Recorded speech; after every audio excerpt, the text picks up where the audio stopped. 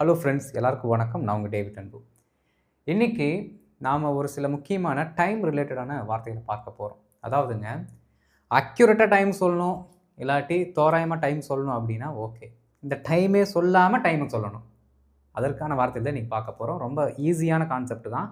Video skip பண்ணாமல் பாருங்கள், அப்போ தான் உங்களுக்கு புரியும். அண்டு இது வந்து ரொம்ப யூஷுவலாக நீங்கள் யூஸ் பண்ணக்கூடிய வார்த்தை, ரொம்ப ரொம்ப முக்கியம். சரிங்களா? ரைட். இந்த வீடியோக்கு இதான் ஃபஸ்ட் டைம் வந்திருக்கீங்க, அதாவது நம்ம சேனலுக்கு இதான் ஃபஸ்ட் டைம் வந்திருக்கீங்கன்னா மறக்காம நம்ம சேனலை சப்ஸ்கிரைப் பண்ணிட்டு பெல் பட்டனை கிளிக் பண்ணி வச்சுக்கோங்க. அப்போ தான் நாங்கள் போடுற வீடியோஸ் உங்களுக்கு தொடர்ந்து வந்து சேரும். இப்போ நம்ம டிலே இல்லாமல் வீடியோக்குள்ளே போயிடலாம். இந்த 2 சென்டென்சஸை பாருங்கள். நான் சில நேரம் காத்திருந்தேன். இங்கே காலத்தை பற்றி பேசுகிறோம். அந்த டியூரேஷன் பார்த்தீங்க அப்படின்னா கரெக்டாக ஸ்பெசிஃபிக்காக நம்ம சொல்லலை, டைமை சொல்லலை, எவ்வளோ நேரம் அப்படிங்கிறதெல்லாம் சொல்லலை, தோராயமாக நம்ம சொல்கிறோம். பாருங்கள், சில நேரம், கொஞ்ச நேரம், எவ்வளோ நேரம் வேணால் இருக்கலாம். சரிங்களா? அடுத்து கொஞ்ச நேரத்தில் அவர் வந்து விடுவார். ரெண்டுமே ஒரே மாதிரி இருக்கிற மாதிரி தான் இருக்கும், ஆனால் வேறு வேறு வார்த்தைகளும் வேறு வேறு. என்னென்னு கவனிங்க. நான் சில நேரம், இது ஒரு டியூரேஷனை சொல்லுது. கொஞ்ச நேரத்தில், எப்படி கொஞ்ச நேரத்தில் அப்படின்னா ஒரு குறிப்பிட்ட நேரத்திற்குள் ஒரு விஷயம் நடந்துடும் அர்த்தம். எப்படி கொஞ்ச நேரத்தில் அவர் வந்து விடுவார் அப்படின்னா ஃப்யூச்சரில் இன்னும் கொஞ்சம் நேரத்துக்குள்ளே அந்த வேலை நடந்துடும் அப்படின்னு அர்த்தம். புரியுதுங்களா? இதை நீங்கள் என்ன டென்ஸில் வேணாலும் யூஸ் பண்ணலாம். எப்படி இந்த பர்டிகுலர் இந்த டியூரேஷனை சொல்லக்கூடிய அந்த வார்த்தை நீங்கள் என்ன டென்ஸில் வேணாலும் யூஸ் பண்ணிக்கலாம், மீனிங் வந்துடும், எரர் வராது. ஆனால் கொஞ்ச நேரத்தில் அந்த நிகழ்வு நடந்துவிடும், கொஞ்ச நேரத்தில் அவர் வந்துடுவார், கொஞ்ச நேரத்தில் உங்கள் எல்லாத்துக்கிட்டையுமே நான் பேசுகிறேன், இப்போலாம் நம்ம சொல்கிறேன்னு வச்சுக்கோங்களேன். இது எல்லாமே ஃப்யூச்சரில் மட்டும்தான் வரும். நீங்கள் இந்த வார்த்தையை சும்மா சொல்லி பாருங்கள், உங்களுக்கே புரியும். ஃப்யூச்சரில் மட்டும்தான் வரும். அப்போது இந்த பர்டிகுலர் வார்த்தை மட்டும் நீங்கள் என்ன பண்ணுங்கள், ஃப்யூச்சர் கூட இருக்கக்கூடிய அந்த சென்டென்சஸில் போடுங்க. இதை நீங்கள் என்ன டென்ஸில் வேணாலும் போட்டு கலந்து விளையாடுங்க, தப்பே இல்லை. சரிங்களா? ரைட். இப்போது என்ன வார்த்தை நம்ம வச்சுருக்கோன்னு பாருங்கள். சில நேரம். ஓகே, சில அப்படின்னாலே நாம் சம் அப்படிங்கிற வார்த்தை வச்சுருக்கோம். நேரத்துக்கு காமனான ஒரு வேர்டு சம் டைம், அவ்வளோதான். ஓகே, நான் சில நேரம் காத்திருந்தேன். பாருங்க, ஐ வெயிட்டட், சப்ஜெக்டுக்கு அடுத்து வேர்ப் வந்துருச்சு. சில நேரம், அப்போ டியூரேஷனை சொல்கிறதுனால ஃபார் சம் டைம் அப்படின்னு நம்ம சொல்லணும். நல்லா கவனிக்கணுங்க, வார்த்தைகள் பிரிஞ்சு வருது. இதில் எல்லாத்துக்குமே ஒரு டவுட் வரும். பாருங்களேன், இந்த சம் டைம் அப்படி நீங்கள் வார்த்தை பிரிந்து வந்தால் ஒரு அர்த்தம், சம் டைம் சேர்ந்து வந்தால் ஒரு அர்த்தம், சம்டைம்ஸ் அப்படின்னு எஸ் சேர்ந்து வந்தால் வேறு வேறு அர்த்தம். எல்லாமே ஒன்று கிடையாது. ஆனால் பேசும் பொழுது சம்டைம் வந்து பிரிஞ்சு வருதா சேர்ந்து வருதான்னு நம்மளால் ஐடென்டிஃபை பண்ண முடியாது, மீனிங்கில் தான் புரிஞ்சுக்க முடியும். நல்லா கவனிங்க, பிரிந்து வந்தால் டியூரேஷனை சொல்லக்கூடிய அந்த அர்த்தத்துலையும், சேர்ந்து வந்தால் சில சமயம், ஏதாவது ஒரு இன்சிடெண்ட்டை மட்டும் சொல்லுது, ஏதாவது ஒரு சமயம், அந்த சமயம் சில சமயம் அப்படிங்கிற மாதிரி. இங்கே பாருங்கள், சில நேரம், கொஞ்ச நேரம் அப்படிங்கிறது மீனிங் வேறு, சில சமயம் அப்படிங்கிறது வேறு. சில சமயம் அப்படி நடக்கும். எப்படி சில சமயம் அப்படி நடக்கும் அப்படின்னா அந்த மாதிரி சந்தர்ப்பத்தை தான் நம்ம சொல்கிறோம். அதே மாதிரி இங்கே சில சமயம்னு ஒரு பர்டிகுலர் இன்சிடெண்ட்டை சொல்கிறோம். சம்டைம்ஸ் அப்படின்னா நிறைய நேரங்கள் அந்த மாதிரி நடக்கும்டா, அதெல்லாம் வாஸ்தவம் தான். நிறைய நேரங்கள் அந்த மாதிரி நடக்கும், நிறைய சூழ்நிலைகள், நிறைய சந்தர்ப்பங்கள் அந்த மாதிரி நடக்கும் அப்படின்னு என்ன பண்ணுறோம், நாம் இன்சிடெண்ட்டை பற்றி பேசுகிறோமோ தவிர டியூரேஷனை பற்றி பேசலை. அப்போது இந்த ரெண்டுமே பார்த்திங்கன்னா இன்சிடெண்ட்டுக்கு தான் நம்ம என்ன பண்ணுவோம் அப்படின்னு யூஸ் பண்ணுவோம், சமயங்களில், சந்தர்ப்பத்துக்கு. இது வந்து டியூரேஷன் சொல்வதற்கு. இதில் உங்களுக்கு தெளிவு இருக்கணும். சரிங்களா? ரைட். கொஞ்ச நேரத்தில் அவர் வந்து விடுவார், ஃப்யூச்சரில் இருக்குது. பாருங்கள், ஹீ வில் கம், கொஞ்ச நேரத்தில். பாருங்கள், இன் அதே வார்த்தை தான், பிரித்து தான் போடணும். In some time. அப்போ ஃபார் சம் டைம்னா ஒரு அர்த்தம், இன் சம் டைம்னா ஒரு அர்த்தம். ஆனால் ரெண்டுமே வேறு வேறு மீனிங்கை கொடுக்குது. கன்ஃபியூஸ் ஆகாமல் ப்ராக்டிஸ் பண்ணிக்கணும். அப்புறம் இந்த பர்டிகுலர் வார்த்தை இருக்குது பாருங்களேன், இந்த வார்த்தை என்றைக்குமே ஒரு பர்டிகுலர் மெயின் கிளாஸ் கூட தான் சேர்ந்து வரும். புரியுதுங்களா? மெயின் கிளாஸ் கூட சேர்ந்து வரும். அப்போது ஒரு மெயின் கிளாஸ், அதற்கடுத்து சென்டென்ஸோட கடைசியில் இந்த வார்த்தை போட்டு நீங்கள் என்ன பண்ணிக்கலாம், ஆட் பண்ணி பேசிக்கலாம், மீனிங் பக்காவாக வரும். எப்படி ஒரு மெயின் கிளாஸ், அப்புறம் இந்த வேர்டு, இன்னொரு மெயின் கிளாஸ், அந்த ஒரு வேர்டு. இப்படி என்ன பண்ணுங்கள், நீங்கள் அந்த வார்த்தையை சென்டென்ஸோட கடைசியில் ஆட் பண்ணிங்கன்னா மீனிங் வந்து கொஞ்சம் கிளியராக போயிடும். புரியுதுங்களா? அப்போ இதற்கான ஒரு சில எக்ஸாம்பிள்ஸை கடன்னு நம்ம என்ன பண்ணிடலாம் இப்போ பார்க்கலாம். பார்க்க உங்களுக்கே தெரியும். மெயின் கிளாஸில் நீங்கள் ஸ்ட்ராங்காக இருந்தாலே போதும், இந்த வார்த்தையை பின்னாடி டக்குன்னு ஆட் பண்ணிட்டு போயிட்டே இருக்கலாம். ஓகே, இப்போ நம்ம ஒரு சில எக்ஸாம்பிள்ஸ் பார்க்கலாம்.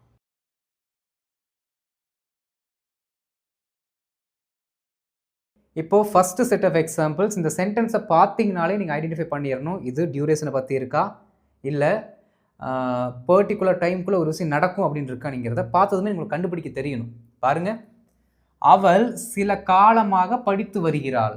ஓகே, சில காலமாக படித்து வருகிறாள்னா ப்ரெசென்ட்டில் அந்த வேலையை செஞ்சுட்ருக்காங்க. அது கொஞ்சம் நாளைக்கு பண்ணிகிட்டு இருக்காங்க, அந்த டைமில் மட்டும் இல்லை கொஞ்சம் நாள் பண்ணிகிட்டு இருக்காங்க. அப்போ இது டியூரேஷனை பற்றி பேசுது. அப்போ இந்த பர்டிகுலர் லிஸ்ட்டில் இருக்க எல்லா வார்த்தைகளுமே எதை பற்றி பேசுது? டியூரேஷனை பற்றி தான் பேசுது. அப்போ என்ன பண்ணலாம், நீங்கள் ஃபஸ்ட்டு நான் சொல்லிக் கொடுத்து அந்த வார்த்தையை ஐடென்டிஃபை பண்ணி ஃபஸ்ட் ஒரு மெயின் கிளாஸ், அதுக்கப்புறம் நம்ம என்ன பண்ணிக்கலாம், அந்த ஃப்ரேஸை போட்டால் வேலை முடிஞ்சுது. வாங்க, அவள் சில காலமாக படித்து வருகிறாள். இந்த சில காலம் இந்த மாதிரி வரக்கூடிய வார்த்தைகளை நீங்கள் விட்டுருங்க, மீதி இருக்க மெயின் கிளாஸை படிங்க. இங்கே பாருங்கள், எங்கெங்கெல்லாம் இந்த வார்த்தைகள் வருதோ அதெல்லாம் என்ன பண்ணிடலாம், நம்ம விட்டுறலாம். மீதி இருக்கிற அந்த பர்டிகுலர் வார்த்தையை படித்தோம்னா நம்மளோட மெயின் கிளாஸ் கிடச்சிரும். அவள் படித்து வருகிறாள், அப்போது அவங்க கண்டினியூஸாக படிச்சுட்டு இருக்காங்க. பாருங்கள், ஷீ சில காலமாக அப்படின்னா கொஞ்சம் நேரம், அந்த பர்டிகுலர் டைமில் இல்லை கொஞ்சம் நாளைக்கு அப்படின்னு நம்ம சொல்கிறோம். அப்போது ஷீ ஹேஸ் பீன், ஓகே, ஏதோ ஒரு புக்கை படிச்சுட்டு இருக்காங்க எப்போவுமே. She has been reading for some time. Okay, for some time. She has been reading for some time. She has been reading for some time. அவங்க கொஞ்ச நாள் படிச்சுட்டு இருக்கிறாங்க, படித்து வருகிறாள், படித்து கொண்டு இருக்கிறாள் அப்படின்னு ஒன்று சொல்லுவோம். இப்படியும் நாம் தமிழில் சொல்லலாம். ரைட், அவங்க கொஞ்ச நேரம் வாதாடுனாங்க, கொஞ்சம் நேரம் என்ன பண்ணாங்க, வாதாடினாங்க. அதுக்கப்புறம் எதுவும் செட் ஆகாத மாதிரி தெரிஞ்சுது, இடத்த காலி பண்ணிட்டாங்க. அவர்கள் வாதாடினார்கள். தே ஆர்கியூடு, அவ்வளோதான். தே ஆர்கியூடு எவ்வளோ நேரம், கொஞ்ச நேரம். அப்போ ஃபார் சம் டைம், அவ்வளோதான். ரொம்ப சிம்பிளான கான்செப்ட் ஃப்ரெண்ட்ஸ். இந்த சிம்பிளான கான்செப்டில் தான் தப்பு பண்ணுவீங்க. ஏன்னா நம்ம சிம்பிளாக இருக்குது அப்படின்னு சொல்லிட்டு என்ன பண்ணிடுவோம்னா அதுக்கு முக்கியத்துவம் கொடுக்காம போயிடுவோம், கடைசியில் பார்த்தா அதில் தப்பு வரும். ஓகே, பாருங்கள், they argued for some time. they argued for some time. ரொம்ப சிம்பிள். அந்த கடை மூடி இருந்தது எப்படி சொல்லலாம் பாருங்க, that shop was closed அப்படின்னு நம்ம சிம்பிளாக சொல்லியாச்சு. that shop was closed எவ்வளோ நேரம், for some time. அப்படியே நம்ம ரிப்பீட் பண்ணிட்டு வரோம், வேறு ஒன்றுமே நம்ம ஆட் பண்ணலை. ஒரு மெயின் கிளாஸ், எப்படி ஒரு மெயின் கிளாஸ் ப்ளஸ் அந்த ஃப்ரேஸ், அது டைம் ஃப்ரேஸ். சரிங்களா, the shop was closed for some time. the shop was closed for some time. தெரிலைங்க, அவங்கெல்லாம் எங்கே போயிட்டாங்க போல் இருக்கு, அந்த கடை கொஞ்ச நாள் மூடி இருந்தது, இப்போ அந்த கடையை ஓப்பன் பண்ணிட்டாங்க. எப்படி, அந்த கடை மூடி இருந்தது, that shop was closed for some time, இப்போது அதை ஓப்பன் பண்ணி இருக்கிறாங்க. now they have opened it. now they have opened it. புரியுதுங்களா எப்படி கனெக்ட் ஆகுது அப்படின்ட்டு? இந்த மாதிரி கோர்வையாக சொல்லி பழகுங்க இந்த வார்த்தைகள்லாம் வச்சு. ஓகே, நாங்கள் ஓய்வு எடுக்க போகிறோம். இப்போ நாங்கள் ரெஸ்ட் எடுக்க போகிறோம் அப்படின்னு நம்ம சொல்கிறோம். பாருங்கள், we are going to rest. நீங்கள் என்ன சொல்லுவீங்க, டேக் ரெஸ்ட்னு சொல்லுவீங்க. ரெஸ்ட்னு சொல்லுங்கள், அதுவே வேர்பு தான். டேக் ரெஸ்ட் அப்படின்னு சொல்லணும்னு அவசியம் கிடையாது. we are going to rest. we are going to rest எவ்வளோ நேரம், for some time. நம்ம தமிழில் எப்படி வேணாலும் சொல்லிக்கலாம். சில காலம்னு சொல்லலாம், கொஞ்சம் நேரம்னு சொல்லலாம், சில காலம்னு சொல்லலாம், சிறிது நேரம்னு சொல்லலாம், வேறு இருக்குது. இந்த மாதிரி மாற்றி மாற்றி சொன்னாலும் ஆங்கில வார்த்தை ஒன்று, for some time. Okay, we are going to rest for some time. we are going to play for some time. புரியுதுங்களா, நாங்கள் கொஞ்ச நாள் விளையாட போகிறோம். we are going to play for some time. புரியுதுங்களா, நான் அவங்ககிட்ட கொஞ்ச நாள் பேச போகிறேன். I'm going to talk with him for some time. I'm going to talk with him for some time. என்ன வேணாலும் நீங்கள் என்ன பண்ணிக்கலாம், சென்டென்ஸை மாற்றிக்கலாம், மீனிங் வந்துடும். ஓகே, அவன் நம்முடன் தங்குவான். பாருங்கள், தங்குவான் ஃப்யூச்சரில் இருக்குது. he will stay with us. he will stay with us for some time. ரொம்ப நேரம்லாம் இல்லைங்க, அவர் கொஞ்சம் நேரம் நம்ம கூட தங்குவார், அதனால் ரூம் கொஞ்சம் க்ளீன் பண்ணி வச்சுருங்க அவர் ரூமை அப்படின்னு நம்ம சொல்கிறேன்னு வச்சுக்கோங்களேன், இப்படி சொல்லலாம். he will stay with us for some time. he will stay with us for some time. நான் தூங்க வேண்டும். இது பாருங்கள் மாடல்ஸில் வந்துருச்சு. அதான் நான் சொன்னல, என்ன டென்ஸில் வேணாலும் யூஸ் பண்ணிக்கலாம்னா மாடல்ஸும் தான். மாடல்ஸ் மட்டும் விதிவிலக்கு கிடையாது. நான் I should sleep for some time, அவ்வளோதான். இதுவும் correct. I must sleep for some time. I should sleep for some time. I have to sleep for some time. என்ன வேணாலும் சொல்லுங்கள், மீனிங் வந்துடும். ஓகே, பாருங்கள், I should sleep for some time, நான் கொஞ்ச நேரம் உறங்க வேண்டும், நான் கொஞ்ச நேரம் தூங்க வேண்டும் அப்படின்னு நம்ம சொல்கிறோம். புரியுதுங்களா ஃபார் சம் டைமோட யூசேஜ்? இப்போ ஃபார் சம் டைம் அப்படிங்கிற வார்த்தை ப்ரெசென்ட், பாஸ்ட், ஃப்யூச்சர் எல்லா காலத்துலையுமே கலந்து பூந்து பல்ட்டி அடித்து விளையாடும். இதுக்கு பிரச்சனை கிடையாது. ஆனால் அடுத்து வரப்போகிற அந்த பர்டிகுலர் டைம் ஃப்ரேஸுக்கு நம்ம ஃப்யூச்சரை மட்டும் யூஸ் பண்ணோம்னா மீனிங் வந்துடும். அந்த பர்டிகுலர் ஸ்லைடுக்கு போயிடலாம்.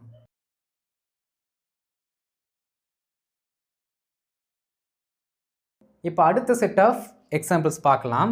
இதெல்லாமே என்னது, ஒரு பர்டிகுலர் இன்சிடெண்ட் ஒரு டைமுக்கு உள்ள ஏதோ ஒரு டைம், நம்ம ஏதோ டைமை வச்சுருப்போம், அந்த டைமுக்குள்ள, ஆனால் அது எந்த டைம் நம்ம சொல்ல மாட்டோம். அதான் சற்று நேரத்தில் அப்படின்னு சிம்பிளாக மொட்டையாக சொல்லிட்டு போயிடுறோம். சரிங்களா, பாருங்கள், இன்னும் கொஞ்ச நேரத்தில் அவள் உன்னை திரும்ப அழைப்பாள். போன ஸ்லைடில் பண்ண அதே வேலையை தான் பண்ண போகிறீங்க. இந்த மாதிரி காலத்தை குறிக்கக்கூடிய அந்த வார்த்தைகளை மட்டும் விட்டுட்டு மீதி இருக்கிற அந்த பர்டிகுலர் சென்டென்ஸை நம்ம என்ன பண்ண போகிறோம், எழுத போகிறோம். அதனால் நான் என்ன பண்ணிடுறேன், இந்த மாதிரி கொட்டேஷனை போட்டு வச்சிடுறேன். சரி, பாருங்கள், இன்னும் கொஞ்ச நேரத்தில் அவள் உன்னை திரும்ப அழைப்பாள். பா, சும்மா ஒப்பாரி இருக்காது, அமைதியாடுறா கொஞ்ச நேரம், இன்னும் கொஞ்ச நேரத்தில் அவளே கூப்பிடுவா அப்படின்னு நம்ம சொல்லுவோம். பாருங்கள், அவள் உன்னை திரும்ப அழைப்பாள். ஷீ ஃப்யூச்சரில் தான் போடணும். Okay, she will call you back. Okay, நான் போன ஸ்லைடில் சொன்னேன் we are going to, she is going to அப்படின்னு நம்ம சொன்னோம்ல, அது கரெக்டாக இருந்தாலும் மோஸ்ட் பர்ஃபெக்ட் எது அப்படின்னா வில் ப்ளஸ் V1 தான் கரெக்டாக இருக்கும். அதனால் இதை நம்ம யூஸ் பண்ணிக்கலாம். Okay, she will call you back in some time. Okay, இந்த சம் டைமை பிரித்து தான் போடணும், சேர்த்து போட்டுறாதீங்க, போட்டால் தப்பு. Don't cry you man, don't cry, she will call you back in some time, she will call you back in some time. இன்னும் சற்று நேரத்தில் டிராஃபிக் குறையும். பாருங்க, the traffic ரெடியூஸ்லாம் சொல்ல வேணாம், ரெடியூஸ் டிக்ரீஸ் அதெல்லாம் சொல்ல வேணாம். இன்னொரு வார்த்தை இருக்குது, will clear. Okay, the traffic will clear in some time. நண்பர்களே நல்லா கவனிங்க, in some time, for some time அந்த வார்த்தையை நான் கற்றுக்கிட்டேன்டா அப்படின்னு இருக்கிறதெல்லாம் ரெண்டாவது. ஃபஸ்ட்டு இந்த in some time for some டைமும் நீங்கள் ஒரு சென்டென்ஸ் கூட போடுறீங்கல்ல, அந்த சென்டென்ஸ் கரெக்டாக இருக்கணும். அப்போ தான் நீங்கள் புதுசாக யூஸ் பண்ணுற ஃப்ரேஸுக்கு மரியாதை. இந்த பர்டிகுலர் சென்டென்ஸை தப்பை பண்ணிவிட்டு இந்த ஃப்ரேஸை மட்டும் கரெக்டாக போட்டிங்க அப்படின்னா அது அந்த அளவுக்கு ஒரு இஃபெக்டிவாக இருக்காது. புரியுதுங்களா? அதனால் மெயின் கிளாஸில் ரொம்ப ஸ்ட்ராங்காகுங்க. அதை தான் நான் மறுபடியும் உங்களுக்கு சொல்கிறேன். ஒவ்வொரு சென்டென்ஸும் உங்களுக்கு கிளியராக சொல்வதற்காக நீங்கள் என்ன பண்ணணும், சொல்ல முடிகிற அளவுக்கு நீங்கள் ப்ராக்டிஸ் பண்ணியிருக்கணும். புரியுதுங்களா? அதாவது புது ரூட் வேர்டுக்கு புது ஃப்ரேசஸ்ஸு, கனெக்டர்ஸு, ஃபில்லர்ஸுக்கு எல்லாத்துக்குமே முக்கியத்துவம் கொடுக்குறீங்க. That's good. But at the same time you have to very careful and confident enough on making what normal main clause. பயங்கர உறுதியாக கான்ஃபிடென்ட்டாக இருக்கணும். என்னால் ஒரு மெயின் கிளாஸை தப்புலாம் மேக் பண்ண முடியும் அப்படிங்கிற ஒரு என்ன உறுதின்னு சொல்லுவாங்க, டிட்டர்மினேஷன், அது இருக்கணும். அப்படி இருந்தால் மட்டும்தான் அந்த ஃப்ளூவண்ட்டாக பேசும் பொழுது தவறுகள் இல்லாமல் பேச முடியும். புரியுதுங்களா நண்பர்களே? பாருங்கள் நண்பர்களே, the traffic will clear in sometime. நண்பர்களே, ஒரு சில நண்பர்கள் the traffic will reduce, the traffic will decrease அப்படிலாம் சொல்லுவாங்க. அது தப்பு. அதை ஒரு வீடியோக்குள்ளே வருமே, அங்கே என்னை இறக்கி விடு, please decrease me over there, அந்த மாதிரி ட்ரான்ஸ்லேஷன்லாம் பண்ணக்கூடாது. எது கரெக்டாக இருக்குமோ அதை தான் நம்ம என்ன பண்ணணும், ஃபாலோ பண்ணணும். சரிங்களா? ரைட். இன்னும் கொஞ்ச நேரத்தில் வலி குறையும். இங்கே பாருங்கள், டிராஃபிக் குறையும் அப்படிங்கிறது கிளியர் போட்டிருக்கோம். வலி குறையும், வலிக்கு நீங்கள் ரெடியூஸ் சொல்லலாம், ஆனால் அதுக்குன்னு ஒரு வார்த்தை இருக்குது, அதை சொல்லி கொடுக்குறேன். பாருங்கள், த pain will substrate. Okay, reduce போட்டாலும் கரெக்டு தான், ஆனால் சப்சைட் போட்டிங்கன்னா இன்னும் பக்காவாக இருக்கும். ஓகே, ஏன்னா மெடிக்கல் டேர்மில் யூஸ் பண்ணக்கூடிய வார்த்தை. தனியும் குறையும், அப்படியே ஜென்ரலாக கொஞ்சமாக வலி குறையும்னு அர்த்தம். The pain will subside in some time. The pain will subside in some time. வலி இன்னும் கொஞ்ச நேரத்தில் குறையும் அப்படின்னு டாக்டர் நம்மளை பார்த்து சொல்லுவார். நான் உங்களுடன் சேருவேன். பாருங்கள், இதெல்லாம் சிம்பிளான sentence. I will join you, அவ்வளோதான். I will join you for some time. For some time கரெக்டுங்களா? I will join you for some time. நான் எழுதுறேன்னு சொல்லிட்டு என் கூட சேர்ந்து ஆமாம் போட்டுருக்கீங்க. ஃபார் சம் டைம் இங்கே வருமா? நான் இன்னும் கொஞ்சம் நேரத்தில் உங்கள் கூட சேருவேன்னா எப்படி ஃபார் சம் டைம் வரும்? இன் சம் டைம் தானே வரணும். நான் சொல்கிறேன் அப்படின்ட்டு தலையை ஆட்டாதீங்க. நான் வேணுன்ட்டே தப்பாக சொல்லுவேன்.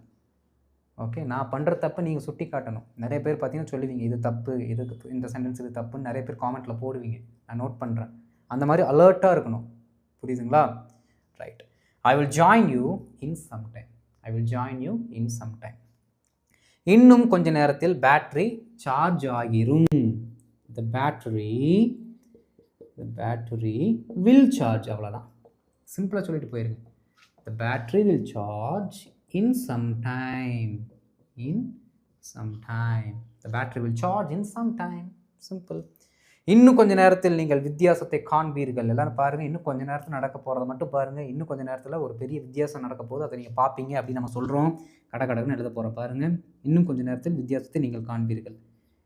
You will see the difference. the வித்தியாசம், difference in some time. அவ்வளோதான். தமிழில் தான் பார்க்குறக்கு அவ்வளோ பெரிய சென்டென்ஸ், இங்கிலீஷில் ஒன்றுமே இல்லை. You will see the difference in some time. You will see the difference in some time. புரியுதுங்களா நண்பர்களே? ரொம்ப முக்கியமான ஒரு டைம் ஃப்ரேஸ், முன்னாடி சொல்லி கொடுத்ததும் இப்போ சொல்லி கொடுத்ததும். அப்போது இன் சம் டைமாக இருக்கட்டும், ஃபார் சம் டைமாக இருக்கட்டும், சேர்ந்து வர சம்டைம்ஸாக இருக்கட்டும், வித்தியாசத்தை புரிந்து பயன்படுத்துங்கள். ஓகே, எக்ஸாம்பிள்ஸ் நிறைய நீங்கள் சாட் ஜிபிடியில் போடுங்க. இன் சம் டைமுக்கு ஃபார் சம் டைமுக்கு எனக்கு ஒரு 50 எக்ஸாம்பிள்ஸ் கூட சாட் ஜிபிடி அப்படின்னு அதை கொடுத்துரும் உங்களுக்கு. இதில் ஹைலைட் என்னென்னா, சாட் ஜிபிடி கூட ஸ்பீக்கிங் பார்ட்னர் ஒருத்தர் இருக்கிறார், அவர்கிட்ட எப்படி பேசணும் அப்படிங்கிறத நான் உங்களுக்கு சொல்லிக் கொடுக்குறேன். அதை ஒரு வீடியோவை போடுறேன், சரிங்களா? ரொம்ப யூஸ்ஃபுல்லாக இருக்கும், நல்லா காமெடியாகவும் இருக்கும், நல்லா என்கேஜிங்காகவும் இருக்கும். அந்த சாட் ஜிபிடி கூட பேசுகிறது நான் உங்களுக்கு ஒரு டைம் சொல்லிக் கொடுக்குறேன். சொல்லி கொடுத்துட்டு அதை எப்படி பயன்படுத்தணும் அப்படிங்கிறது நான் சொல்லிக் கொடுக்குறேன். ஓகே, யூஸ் பண்ணுங்கள். நாங்கள்லாம் எதை யூஸ் பண்ணுறோமோ, என்னோடய ஸ்டூடெண்ட்ஸ் இங்கெல்லாம் என்னத்தை யூஸ் பண்ணுறோமோ எல்லாத்தையும் நீங்களும் யூஸ் பண்ணுங்கள். எவ்ரிபடி 1 lakh சப்ஸ்கிரைபர்ஸ் இருக்காங்க அப்படின்னா 1 lakh சப்ஸ்கிரைபர்ஸும் நமக்கு ஸ்டூடெண்ட்ஸ் தான். ரைட். ஸோ இந்த வீடியோ பிடிச்சிருந்துச்சுன்னா மறக்காமல் இந்த வீடியோக்கு லைக்கை போட்டு அப்படியே தெரிஞ்சவங்களுக்கும் ஷேர் பண்ணி விடுங்க. அண்ட் இதுதான் ஃபஸ்ட் டைம் நம்ம சேனலுக்கு வந்திருக்கீங்க, மறக்காம நம்ம சேனலை சப்ஸ்கிரைப் பண்ணிட்டு பெல் பட்டனை கிளிக் பண்ணி வச்சுக்கோங்க. அப்போ தான் நான் போடுற வீடியோஸ் உங்களை தொடர்ந்து வந்து சேரும். நாம் இதே போல் இன்னொரு வீடியோவில் மீட் பண்ணலாம். அது வரைக்கும் இதை நல்லா ப்ராக்டிஸ் பண்ணிட்டுருங்க. Thank you friends.